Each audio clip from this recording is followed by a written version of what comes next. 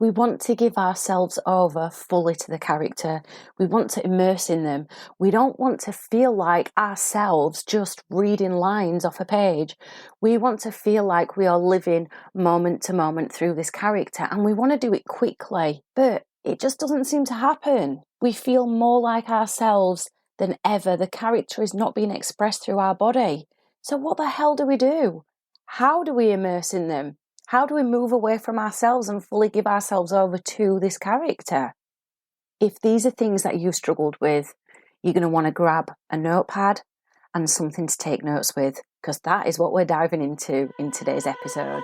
You are listening to Unstoppable Actors, the essential podcast for ambitious, aspiring actors. With me, Louise, the artistic director of Standby Method Acting Studio.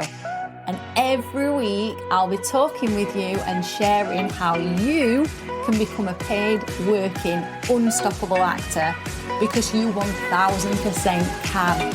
An acting career is doable. Are you ready? This week's episode is sponsored by Total Character Immersion, a brand new, in-depth, intensive actor training program, complete with 5 nuclear strength method acting modules that will take you from wondering how the hell am I ever going to connect to the character to living through them with ease. For more information and to join the waitlist for Total Character Immersion, so you're here when it opens up for enrolment first, click the link in the description.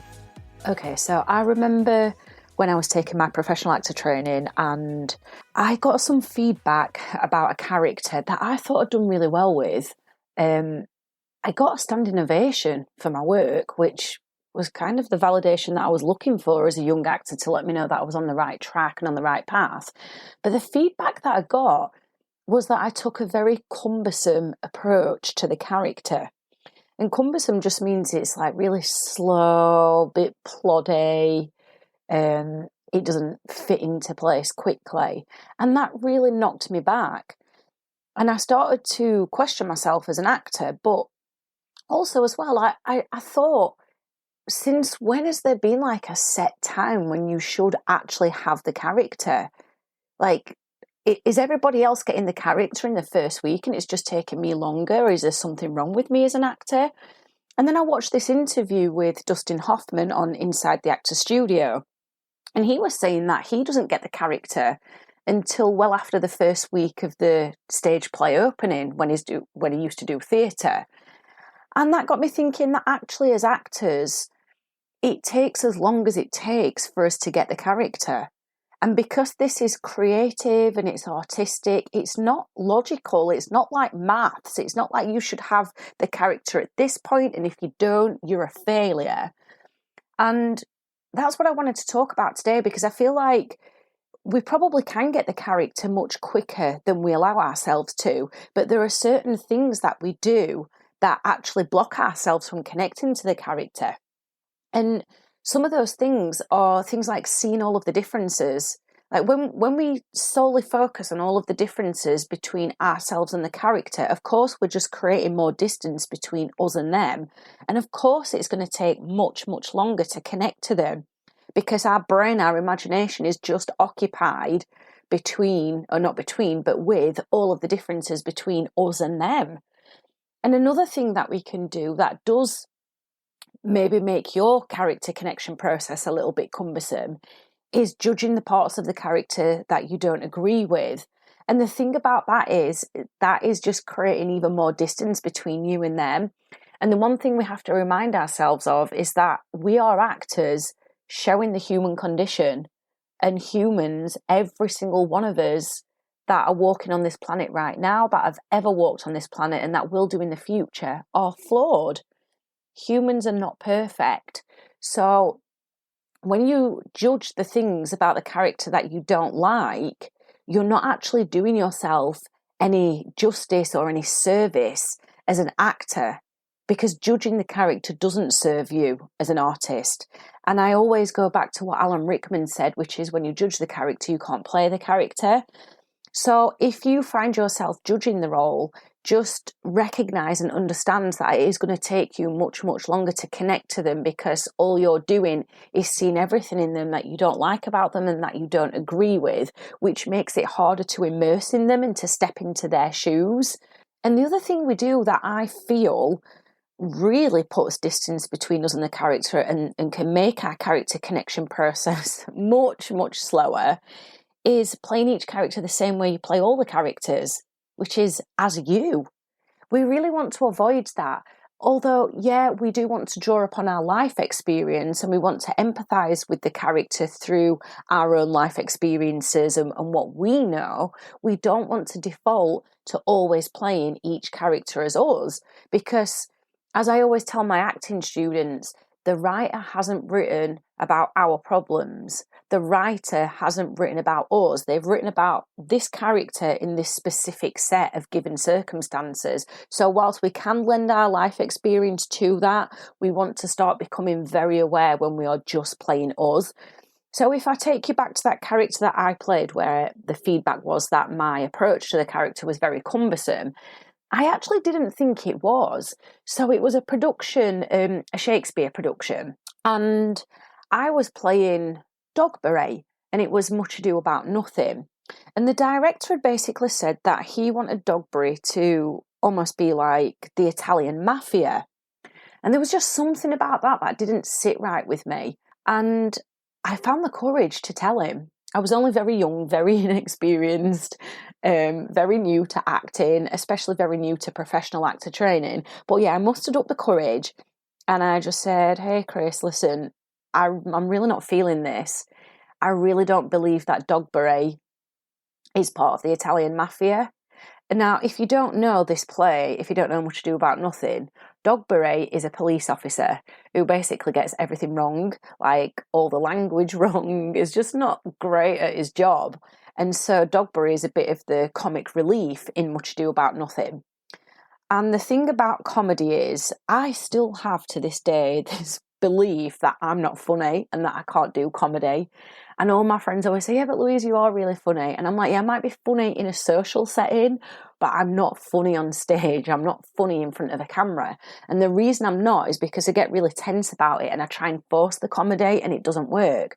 So that was the first thing that was playing on my mind, is like, how am I going to make this bloody now Italian mafia police person funny? Like, I literally can't see the comedy in it at all. And then out of nowhere, this idea just struck me. And it was so strong. I was like, I have to run with this. I don't know where the inspiration came from. I don't even know what I was doing. But the idea just came into my mind and I knew it was right. And it was that I was going to play Dogberry as my dad. And I know you don't know my dad. But I feel like he was so similar to Dogberry, just got things wrong all the time, but it was hilarious, like really hilarious. So I took this idea to my director, Chris, and I said, look, I'd really like it if you could just let me explore this idea of playing Dogberry as my dad. And if it doesn't work out, I'll absolutely go back to him being, Italian mafia. Which, by the way, Dogberry is a male, and I was playing a male, which is cool. And he was like, okay, let's go with it. So thank the Lord, he was really open to this. He was really open to my ideas. And then it just felt like I didn't have to do much work. And I always feel like that's a good indicator of when you're really immersing into the role and you're doing it justice, is when it feels effortless. If you feel like you're really trying and really forcing and really pushing for things, then it's probably not working out. And this felt effortless because obviously at that point I knew my dad inside out as well as I could do, being his daughter. So all I did is I spoke the way my dad did. And obviously, like, I'm from Sheffield, so my dad's really Yorkshire. And yeah, I just made Dogberry really bloody Yorkshire. And I like stressed the words that my dad would. So I started copying my dad's speech, the intonation of his speech. That was the first thing. And then I also started copying his mannerisms and popping those into Dogberry as well. And I didn't know whether this was working out and whether this was funny or not, but all I knew is that it felt right and it felt good. And I was really enjoying channeling my dad into this character. I don't even think actually to this day my dad even knew that I was playing him. I don't even think I ever told him. But yeah, it works out, and I never had to go back to this Italian mafia idea that the director come up with, because that would have led to me forcing and pushing and struggling and just feeling like I was banging my head against a brick wall. I just knew it because I didn't feel inspired by the idea. So what I'd done is, obviously I'd taken the given circumstances of Dogberry not being great at his job and getting everything wrong and getting all his language wrong, and the idea had just struck me that, yeah, my dad is exactly like this. So it's not like I was using my dad and it just didn't fit the circumstances and it would just come out of nowhere. It fit the given circumstances, and I'm going to come to that a little bit later on, because that's really, really important for you to remember and recognise that we don't just want to go off on a tangent and create something that isn't in line with the writer's intentions. Now, obviously, I don't know Shakespeare. I've never met him. He's not alive. But it's very clear when you read the play what the writer's intentions are with each character, because you can just look at the dialogue, you can look between the dialogue, you can look at the subtext, and you can look at the interactions between the character you're playing and the other character to find the intentions very easily, to make sure you are staying in line with the given circumstances. But that led to me getting a standing ovation. And I remember, like, some of my peers came up to me and they were like, "Oh my God, that was so funny. You were hilarious." And it's not that my intention was to make the audience laugh. My intention was solely to play my dad, who I just thought was hilarious. And he wasn't intentionally funny. It's just that he did things and got things wrong, and it was really funny. So that was really nice to hear that feedback. And there was such a brilliant energy the first night when I did the show. Like, the energy in the auditorium was electric, and that's one of the reasons I absolutely love theatre. I love screen acting as well, but I really love stage acting because it's not just like it's you doing the performance and that's it. It's like you and the audience are together. It's a moment in time together, and I adore that. I adore that. You know, like buzzing off the audience, feeding off the audience, and even responding to them as well, if that makes sense. So let's dive into this then. So I've already gone through some of the key things that separate us and just put more distance between us and the character. And that's seeing all of the differences. It's judging the parts of them that we don't agree with or don't like. And it's just playing every single character exactly the same way you play all characters, which would be as you. So how can we overcome this then? Well, you've heard my story of playing Dogberry, and you've heard some of the things that I did, my process that I took to create that character and to really immerse in it. But there are other things that you can do as well.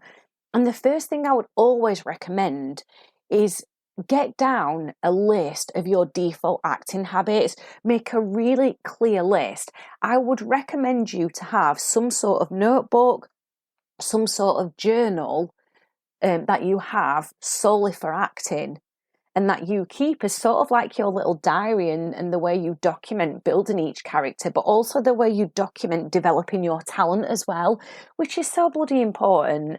I say it in every single podcast episode, I think. I'm always saying it to my students. I'm always saying it on the emails, but you don't have the profile of Denzel Washington or Viola Davis or Tom Hardy or Leonardo DiCaprio or insert whoever your acting inspiration is. You just don't have their profile at the moment. And the only thing you do have to fall back on and to get you anywhere and to start building your own profile is your talent. So it would be very wise of you to keep developing your talent, and keeping like a talent notebook or a talent diary, if that's what you want to call it, you can call it whatever you want, is a really good idea and a good way of making sure you're always staying on track with your acting skills. Because people like Denzel and Leo and Kate Winslet and whoever, they had to earn their right to be in these big productions. They had to earn their career, and they did that through their talent. And you've got to do exactly the same. So in this book, this notebook, you want to be writing down of your default acting habits. And your default acting habits are the ones that you go to when you're not necessarily being authentic in your acting. These are the acting habits that you go to when you're feeling nervous, or when you're not necessarily inspired, or you're not really connecting to the character, or you don't feel creative. They're the things that you do all the time. And actually what they do is they block you from being in the moment. They block you from being authentic. They block you from giving these beautiful, inspired moment-to-moment performances. And if you're struggling to know what your default acting habits are, have a think back to feedback that you've got, maybe from directors, maybe from short films you've been in, even amateur theatre or even school plays if you don't have loads and loads of experience at the moment. Just think back to the same old feedback that crops up time and time again, where you know you've not given your absolute most authentic performances. Now, the more you get out there and do acting, the more you perform, the more you do exercises, acting exercises, the more you'll start to learn what your default acting habits are. And so the bigger this list will become. Now, this list is not here to serve the purpose of letting you know you're not good enough. It's there to help you learn and improve and grow and move away from these default acting habits. I always find this really, really useful to do. I do it with my acting students. And then at the end of modules, what we do is review and reflect upon this list of default acting habits, and they start to tick off the ones that they've got rid of. This is a really good way of developing your talent and your craft. One of my default acting habits is that I get this little wiggly pointy finger that always bloody well comes out. I don't know why it does it. Honestly, I have no idea why it comes out, but I don't really need to know why it happens. I just need to know it's happening and stop it. So I get like this wiggly pointy finger. That's one of the things. Another thing I default to when I'm not fully immersed in the character and I'm not feeling inspired and I'm not really in a creative mindset is I default to anger, or I default to playing the character as really feisty and headstrong when they might not necessarily be that, and that doesn't reflect the given circumstances. So because I've taken time to really get to know myself as an artist, I know what my default acting habits are. And then when they start to rear their ugly head, I can go, oh, I'm doing that thing again. And then I can go back to the drawing board and I can reset myself and I can do a step out, or I can do some relaxation to remove that habit and then go back into the scene or the exercise with a fresh mindset and feeling more grounded and more inspired. So it's really important that you do that. That's the first thing, because all of these default acting habits will just constantly put a wedge between you and the character, and we definitely don't want that, because we're all obsessed with immersing in the character because it feels so good, it feels so creative, we feel so alive when we do it. So definitely make sure you get a list of your default acting habits. And then the next thing that you can do is you can do an exercise. You can either do it by yourself or you could grab someone. Maybe you could come and join our Unstoppable Actors group over on Facebook. Oh my God, it is so supportive. There is such a lovely bunch of actors in there who are on the journey to becoming unstoppable actors. I definitely recommend you joining. Just type in Unstoppable Actors in Facebook. You'll see the group and then request to join, and then perhaps you could put a post in there and ask another actor from the group to do this exercise with you. So the exercise is simple. All you're doing is for 60 minutes is you're sharing your life story. And you want to share a combination of experiences. What I've noticed is that sometimes actors get a little bit scared about the darker sides of their life experience, so they try to avoid them and just tell funny stories of what's happened in their life. But that's not life. That's not a true reflection of the human condition. So you want to be making sure you are telling a combination of the more light-hearted experiences you've been through, the darker experiences you've been through, and then the more mundane experiences you've been through as well. If you could do this with another actor, you could then sit and listen as they do their life story for 60 minutes. And it will serve the purpose of allowing you to be more vulnerable, which is always a good thing when it comes to acting, because vulnerability creates connection. It will help you with your listening skills, and it will also help you get better expressing your life story, so then you can express the characters with absolute clarity. Now, the reason we do this exercise is because firstly, it helps us see that we're all flawed. As I've already said at the beginning of the podcast, every single human being on the planet is flawed, and good writers write about the human condition and all the flaws of it. They don't just write about the niceties of being a human. And in method acting, whenever we're struggling with characters, because the thing we've got to do is we've got to empathise with the character 100%, because when we empathise with it rather than judging it, that's when we can step into their shoes more easily. That's when we can embody the role. That's when we can express the role with absolute clarity. So in method, we always come back to this question, who am I? Because when you know who you are, then you know what experiences you've got to lend to this character. So that would be the second thing I'd be asking you to do, is join up with another actor and do this exercise of sharing your life story for 60 minutes each. And then the third thing I'd be asking you to do is look at the given circumstances. So if you're not sure what they are, the given circumstances are the facts that the writer has written into the play. And they're the things that you can't change. You don't have a right to change them. Because if you start doing that, you start changing the entire story. You start changing who this character is. So the given circumstances are the facts. Given meaning it's there, it's in the play, it's in the script. We can't deny it and we can't change it. So when you figure out what the given circumstances are, what the facts of this character's life are, the facts of who they are, then what you can do is you can channel all of that beautiful life experience of yours into these circumstances of the character. And that's why I encourage you to do the exercise where you share your life story, because then you know what you've got available to you to channel into the character and to lend to the character's circumstances. So yeah, you can then lend your experiences to their circumstances. And it just makes for such a more rounded character to play. Because it's like Christian Bale said, our job as actors is to see how far we can empathise with these people to get ourselves into their shoes with no judgment. So yeah, you would dig up the given circumstances, find out what they are. So I just want to end the podcast by telling you another short story of another character that I played. And this character was a prostitute. And I was only really young when I played this character. It was a young girl who kind of got into child trafficking. She didn't realise she had, but she was, having to sell her body for someone else, which is obviously what, trafficking is. And this person was trying to not just sell her body, but then sell her onto other traffickers as well. And so one thing I did to help me really embody this young girl who was finding herself in this situation of prostituting herself out is I went out and I watched prostitutes. I went behind Manchester Piccadilly train station and I just spent many, many, many hours observing them. Because what I wanted to do is I wanted to, from a distance and in a safe way, expose myself to their world, because my imagination was only getting me so far and I was finding myself very blocked.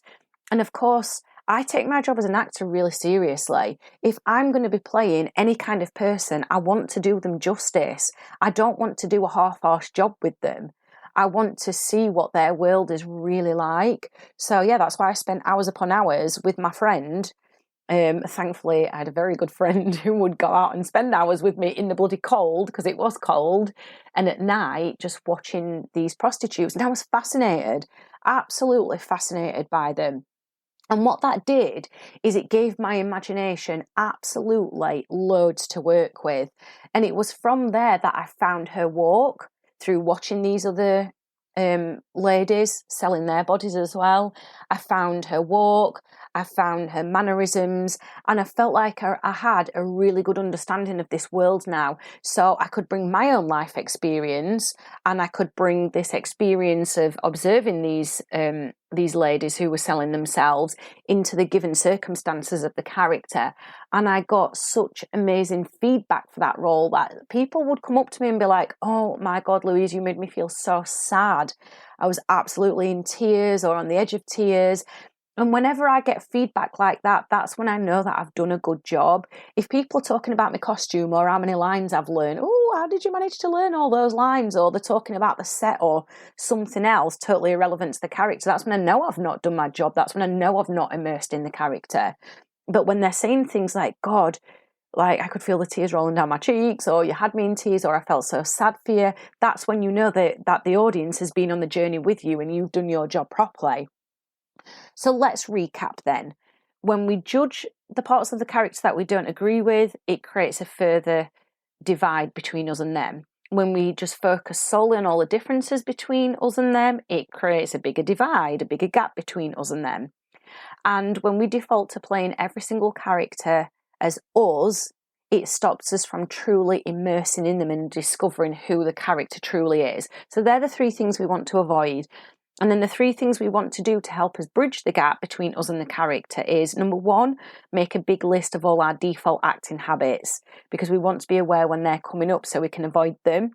Number two, we want to work with another actor and do an exercise where we tell our life story for 60 minutes and we listen to them tell their life story for 60 minutes, because that serves the purpose of helping us find what we've got inside of us already for free to lend to the character's circumstances. And then we want to find out what the given circumstances are of the character, so we don't just default to playing us all the time. We can lend all that amazing goodness that we've got inside of us, all that life experience, into their circumstances. So that's how we bridge the gap between them and us. We lend what we know from our life experience, but we put it into their circumstances. And then, of course, you can go out people watching, which is what I did when I was playing the girl who was having to prostitute herself and she was being trafficked.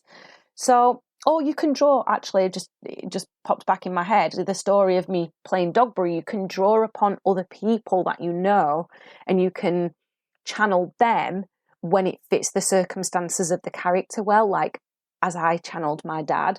So I really hope this has been useful for you, and I really hope it's given you a lot of food for thought. I really hope it's given you some inspiration for the next character that you play. All I would say is experiment with this process, experiment with this method, and don't put pressure on yourself, because when we put pressure on ourselves to get the character right, that's when we create even more distance between us and them. That's when it becomes challenging. That's when it becomes hard work. That's when it's not enjoyable. And really, it should feel effortless, and it should feel inspired, and it should feel creative. So, yeah. Try out any one or all of these ideas and methods that I've given you, and let me know how you get on. These are the kind of things that we're going to be diving into in Total Character Immersion, so definitely go and check that out. The link is in the description. I have absolutely loved hanging out with you, and I really hope you enjoyed this episode of Unstoppable Actors, the essential podcast for ambitious, aspiring actors. Now, if you did, I'd really love you to subscribe so you never miss an episode, and leave a review. And if you would like weekly injections of inspiration, you'd like mini method acting challenges to keep you making progress with your dreams, come and join the most supportive acting community online by clicking the link in the notes to help you become an unstoppable actor.